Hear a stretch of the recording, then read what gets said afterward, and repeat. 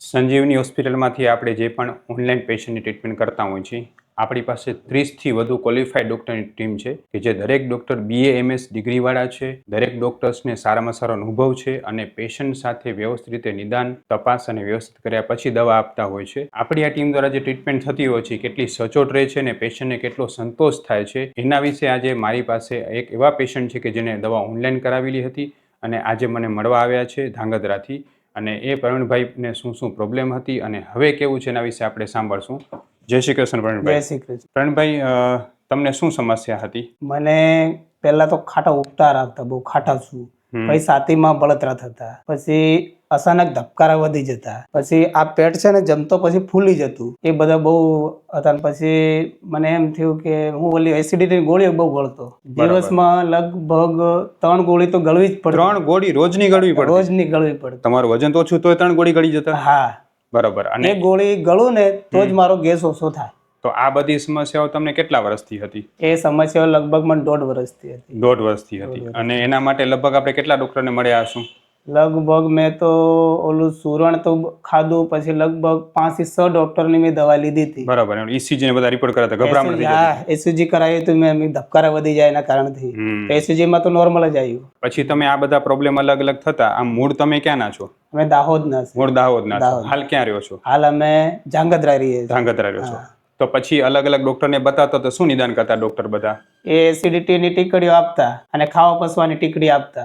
કાયમ લેવી પડતી? એ કાયમ લેવી પડતી. રોજની 3 ગોળી કાયમ લેવી પડતી. કેટલા વર્ષથી તકલીફ હતી તમને? મને 1.5 વર્ષથી. 1.5 વર્ષથી. તો લગભગ આ બધામાં તમારે કેટલો ખર્ચો થઈ ગયો હશે? લગભગ 1-1.5 લાખ રૂપિયા થઈ ગયો છે. હવે તમે માનો, જે પ્રવીણભાઈ છે એ એકદમ સિમ્પલ વ્યક્તિ છે ને દાહોદથી અહીંયા ધાંગધ્રામાં કામ કરે છે. હવે એવા વ્યક્તિને માત્ર ને માત્ર 1-1.5 વર્ષમાં 1.5 લાખ રૂપિયા આ સારવારમાં ખર્ચી નાખ્યા, છતાં પણ એમને કોઈ રિઝલ્ટ ન મળ્યું. તમને વિલાયતી દવાથી કોઈ ફાયદો નતો? કોઈ ફાયદો નહીં. રોજ ગોળી ખાવી જ પડે? રોજ ગોળી ખાવી. એક દાડો પણ ગોળી ના ખાવ તો શું થઈ જાય? તો મને ગભરાવી નાખે. શું થવા માંડે? એમ ધબકારા વધી જાય ને નીટ દવાખાને જવું પડે. એમ ધામા એટેક આવી જશે? હા, ઓલા ડોક્ટર કે ગેસ છે આને એમ કરીને મોકલી દે, બાટલો ચડાવીને. હા, એવા મહિનામાં કેટલી વાર બાટા ચડાઈ આવતા? લગભગ મહિનામાં તો હું એકાદ વાર તો બાટલ ચડાવ જ પડે. એમ એક વખત જવું જ પડે. અને ગોળી ખાવા છતાં પણ એક વખત તો થઈ જ જાય. જવું જ પડે. બરાબર છે. પછી જ્યારે તમને આવી બધી સમસ્યાઓ હતી તો આપણી હોસ્પિટલમાં ઓનલાઈન સારવાર થાય છે, તમને કઈ રીતે ખબર પડી હતી? મેં મોબાઈલમાં યુટ્યુબમાં સર્ચ કર્યું તો આપણો વિડીયો આવ્યો કે એક વ્યક્તિનો લગભગ 3 વર્ષથી ઊંધો ગેસ હતો. તો એનો મટી ગયો. મને એવો વિચાર આવ્યો કે આ 3 વર્ષનો ઊંધો ગેસ આને મટી ગયો તો મેં કીધું મને જરૂર મળશે. પછી મેં ઓનલાઈનનો સંપર્ક કર્યો. પછી તમે જ્યારે ઓનલાઈન ટીમનો આપણો સંપર્ક કર્યો, ડૉક્ટર મિશ્રીબેને તમારી બધી વ્યવસ્થિત દવા સાંભળી, વ્યવસ્થિત જોયું અને પછી દવા કરી. કેટલા મહિના દવા રાખીને તમને કેટલો ફાયદો થઈ ગયો? મેં 1.5 મહિના 2 મહિના જેવી દવા ખાધી. એમાં મને જો ઓલું ધબકારા વધતા હતા એ નહીં, પેટ આમ ફૂલી જતું હતું એ બી બંધ થઈ ગયું. ખાટા ઉપતા બધા ખાટા આવતા હતા, જમેલું પછી ખાટા જ ડકાર આવે એ બંધ થઈ ગયું. મને ગેસ એ એસિડિટી માટે તો 100% પૂરું થઈ ગયું. જે તમે 1.5 વર્ષથી રોજની 3 ગોળી ખાવી પડતી એ નહીં. હવે કઈ મારી જોડે એવી કેપ્સ્યુલ તો હોય જ નહીં. ગોળી બધી બંધ. પેલા એના વગર તમે બહાર નીકળી શકતા? બહાર નહીં નીકળી શકતા. બહુ તકલીફ થતી. હવે 100% મટી ગયું. બરાબર છે. અને તમારું જે નિદાન થયું, અત્યારે તમને આજે રૂબરૂ પહેલી વાર મળ્યા, બરાબર છે?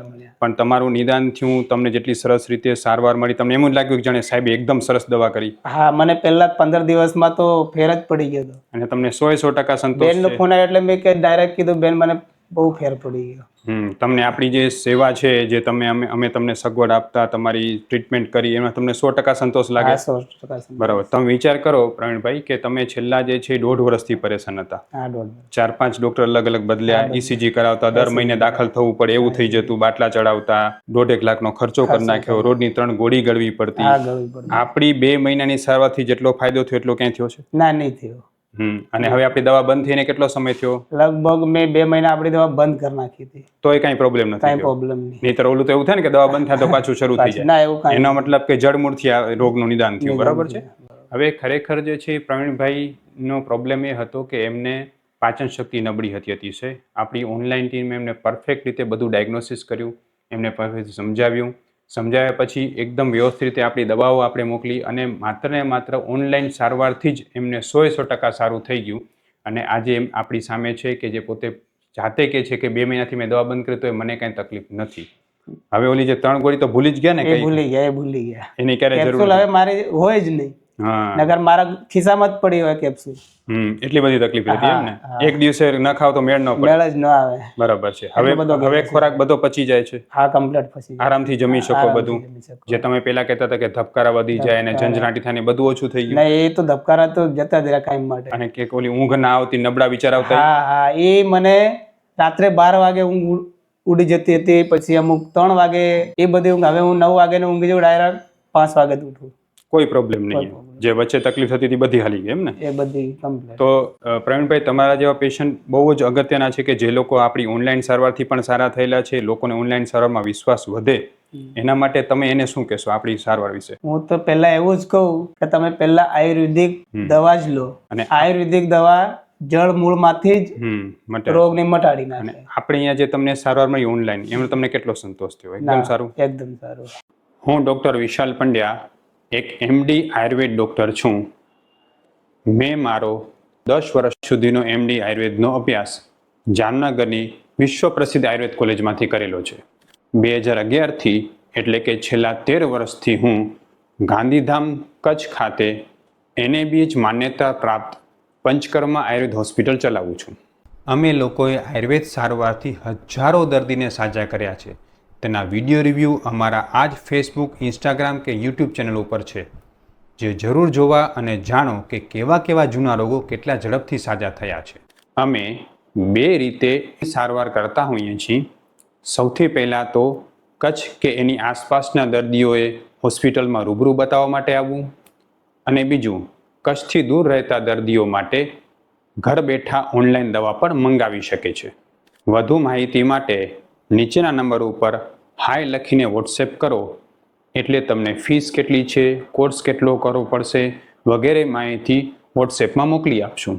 એટલે જેમ બીજા ઓનલાઈનમાં ફ્રોડ થતા એવું કાંઈ ફ્રોડ નથી. ના, એવું કંઈ ફ્રોડ નથી. એટલે ઘણા બધા લોકો એવું વિચારતા હોય કે ઓનલાઈન સારવાર, પણ એ ખાસ ધ્યાન રાખો, તમે કોઈ પણ જગ્યાએ ઓનલાઈન સારવાર લ્યો છો તો હું તમને 3 વસ્તુ તકેદારીની આપું છું. તમે ખાસ જુઓ. સૌથી પહેલાં તો એ જુઓ કે તમે જે ડૉક્ટરનો વિડીયો જુઓ છો અથવા તો તમે જે વિડીયો જુઓ છો એ ડૉક્ટર પાસે BMS કે MDની ડિગ્રી છે કે નહીં, કે ખાલી એમને વિડીયો બનાવીને તમને કહે છે. એટલે ખાસ આ જુઓ. બીજું એ જુઓ કે ઘણા લોકો ખાલી પ્રોડક્ટ એટલે કે દવાઓ મંગાવી લેતા હોય, કોઈ નિદાન નથી થતું હતું, કોઈ પ્રકારની જે છે એ કાંઈ પૂછપરછ નથી થતી હતી, કાંઈ વાત નથી થતી, ખાલી દવાઓ મંગાવી લે. ખાલી માત્ર દવાઓથી ફાયદો ક્યારે નથી થતો. એટલે આવી દવાઓની જરાથી ખાસ ચેતવું જોઈએ. ઘણી વખતે ઘણા બધા લોકો નુકસાન થાય છે.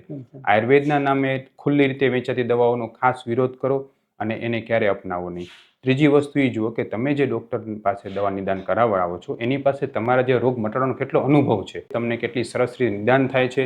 જેમ કે તમને જ્યારે અમારા પ્રવીણભાઈ ડૉક્ટર મિશ્રીબેને પૂછ્યું છે, લગભગ સૌથી પહેલી વાર કેટલી 1-1.5 કલાકનો સમય લાગ્યો છે. મને પૂછતા આખું લિસ્ટ બનાવ્યું હતું, બધું પૂછ્યું. બરોબર છે. એટલે અમે દરેક વસ્તુનું એકદમ સચોટ નિદાન કરી છીએ. પેશન્ટ ઓનલાઈન આવે, ઓફલાઈન આવે, ગમે તે રીતે આવે, અમારું નિદાન એકદમ સચોટ હોવાને કારણે જ અમારી દવાઓ જે છે કોઈને ગરમ નથી પડતી ને પરફેક્ટ અસર કરે છે. એટલે આ બધી વસ્તુ જુઓ. ખાલી માત્ર ઓનલાઈનનું નામ આવ્યું, તમે ગમે ત્યાં દવા લઈ લો, ગમે તે દવા મંગાવી લો, નુકસાનકારક છે, ફાયદો નથી, પૈસા બગાડવાની વ્યવસ્થા છે. હવે મને એ કહો કે તમે જ્યારે આપણી પાસે આ દવાઓ શરૂ કરી, તમને આપણી દવા ક્યારે ગરમ પડી? ના, ગરમ નથી પડી. અને બીજી દવા તમને ગરમ બહુ પડતી ને? હા, ગરમ પડતી. શું થતું ગરમ પડતી તો? લગભગ મને ગરમ પડતી ને તો આમ બાથરૂમે જવું પડતું, વધારે ઝાડા થઈ જતા અને પેટમાં બળતરા થતા, એવું બધું થતું મને. અને પસીનો વધારે આવી જતો. ગોળી પીવું ને એટલે આખું પીલળી જવાય. આપણી દવા ક્યારે ગરમ નથી પડી. બરોબર. એટલે હું એ પણ તમને કહેવા માંગુ છું કે ઘણા લોકો એવું માનતો કે આયુર્વેદ સારવાર ગરમ પડે છે, તો તમે જરાય ચિંતા ન કરો. આયુર્વેદ સારવાર ગરમ નથી. આયુર્વેદની દવા ગરમ ત્યારે જ પડે કે જ્યારે તમારું સાચું નિદાન ન થયું હોય. અમે જ્યાં નિદાન કરીએ છીએ એકદમ સચોટ અને સાચું હોવાને કારણે અમારી દવા કોઈને ગરમ પડતી હોતી નથી. એટલે તમે ગુજરાતમાં કોઈ પણ જગ્યાએ હો ને એવું માનતો કે મારી દવા ગરમ પડે છે તો તમે અમારો સંપર્ક કરી શકો છો. અમે ઓનલાઈન અને ઓફલાઈન બંને રીતે દવા કરીએ છીએ. અને તમારો જે આ વિડીયો છે એ લોકોને આયુર્વેદમાં શ્રદ્ધા વધે એના માટે આપણે જે છે એ ફેસબુક, ઇન્સ્ટાગ્રામ, યુટ્યુબમાં મૂકી શકીએ? હા, મૂકી શકો. અને જોઈને પબ્લિક પણ કે આયુર્વેદિકમાં જ દવાનો ટ્રીટમેન્ટ કરાવે. ખૂબ ખૂબ ધન્યવાદ. જય શ્રી કૃષ્ણ. જય શ્રી કૃષ્ણ.